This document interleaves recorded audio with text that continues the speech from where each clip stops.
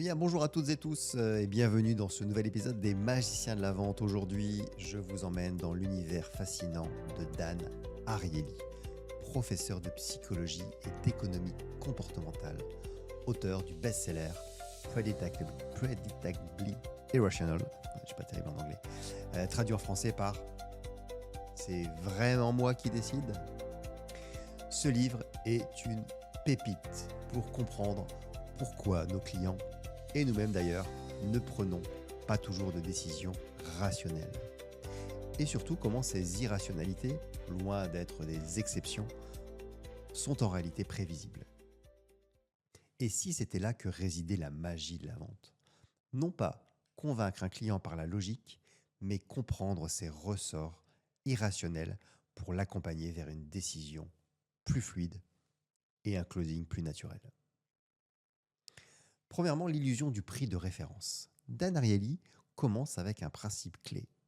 Nous n'avons aucune idée intrinsèque de ce que vaut un produit. Nous avons besoin d'un point de comparaison. C'est ce qu'on appelle le prix de référence. Je vais vous raconter l'expérience de la bière du MIT. Il raconte dans son livre une expérience célèbre. 2 bières sont proposées aux étudiants du MIT. Une bière classique et une bière MIT Brew avec un ingrédient spécial. En vrai, ce sont quelques gouttes de vinaigre balsamique.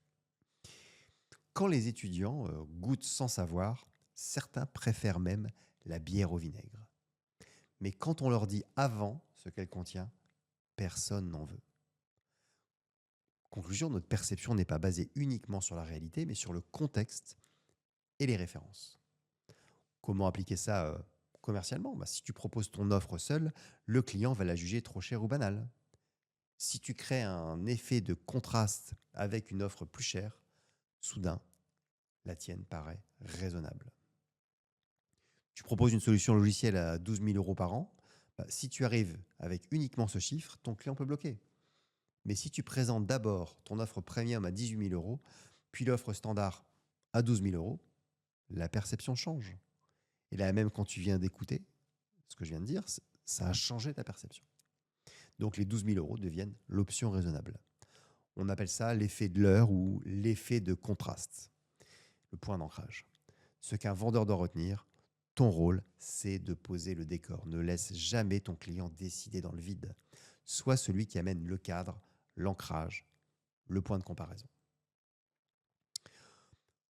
Point numéro 2, la gratuité. C'est l'arme fatale. Dan Ariely insiste sur le mot gratuit, qui a un pouvoir démesuré. Pourquoi? Parce que gratuit, c'est zéro risque. Et l'humain adore l'absence de risque. Il raconte l'expérience des chocolats. Il propose 2 options à un groupe. Un chocolat Lindt à 15 centimes et un chocolat Kiss de Hershey à 1 centime.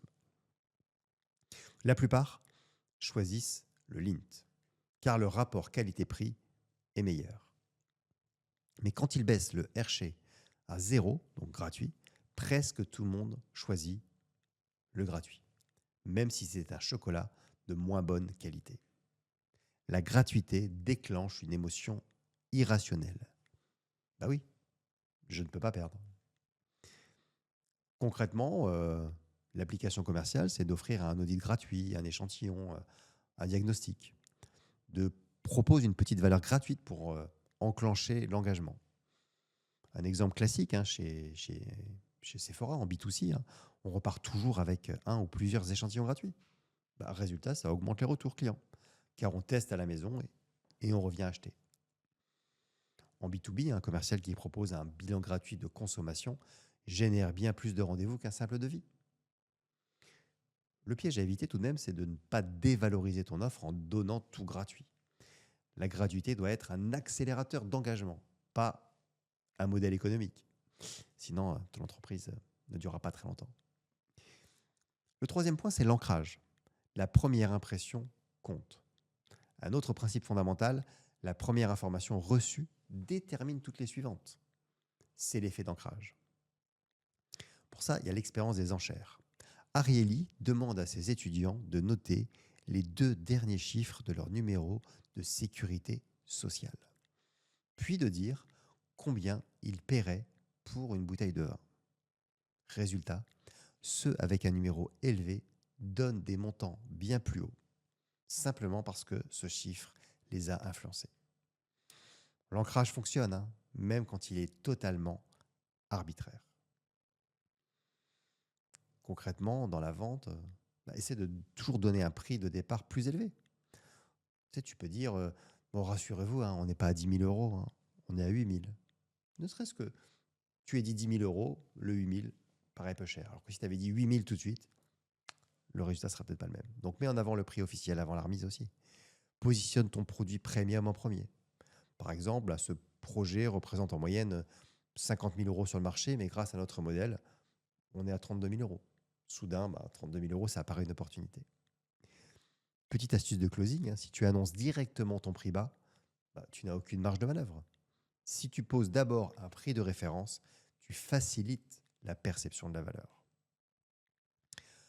En 4, l'émotion. L'émotion est souvent supérieure à la raison.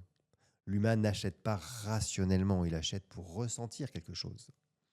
Il y a une expérience sur le prix du vin. Dans une étude, on fait goûter le même vin à 2 groupes. À l'un, on dit qu'il vaut 90 $. À l'autre, qu'il vaut 10 $.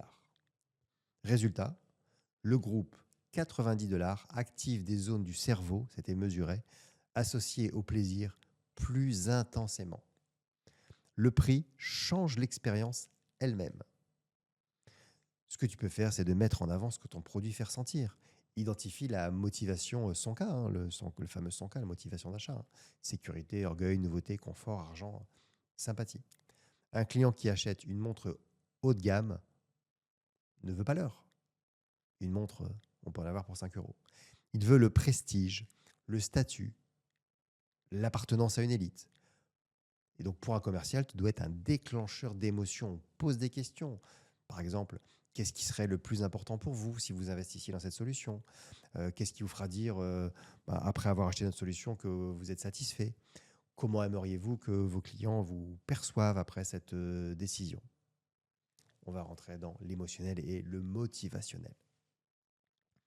En point 5, les attentes façonnent l'expérience. Dan Ariely explique que nos attentes influencent directement notre perception. Dans un hall avec des étudiants, toujours au MIT, il propose du café avec différents toppings, donc des choses qu'on peut ajouter, le lait, la cannelle, le sucre brun. Quand le stand est présenté dans des récipients luxueux, les gens trouvent le café raffiné.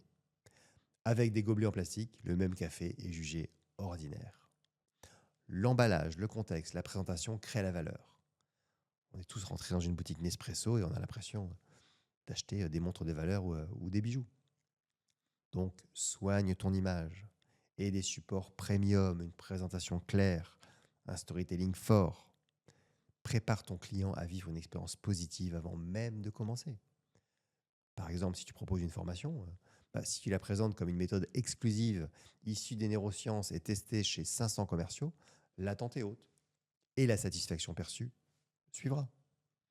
Ne vends pas seulement le produit, vends le décor qui va avec. En conclusion, la magie de l'irrationnel.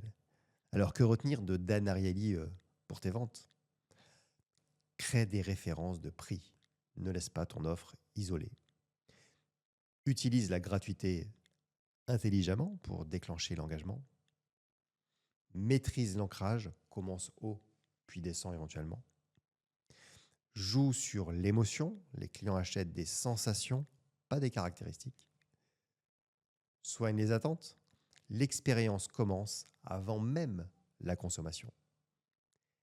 Tes clients ne sont pas rationnels, mais leur irrationalité est prédictible. C'est là que tu peux transformer une hésitation en oui et devenir un vrai magicien du closing. Voilà pour ce résumé de ce livre. Je ne vais pas reprendre le nom en anglais, mais est-ce que c'est vraiment moi qui décide, Predictably Irrational de Dan Ariely. Un livre que je conseille évidemment à tous les commerciaux qui veulent comprendre le cerveau de leurs clients et ne plus jamais se fier à la seule logique pour vendre. Et toi, dis-moi, quelle est l'irrationalité la plus flagrante que tu observes chez tes clients? Partage-la en commentaire ou envoie-moi un message, je te répondrai avec plaisir. Je serais ravi d'ailleurs d'échanger avec toi. À très vite pour un nouvel épisode des Magiciens de la Vente. Et encore une fois, si cet épisode t'a plu, si tu as des commentaires, n'hésite pas à liker également et à repartager autour de toi. En tous les cas, à très bientôt dans un nouvel épisode des Magiciens de la Vente.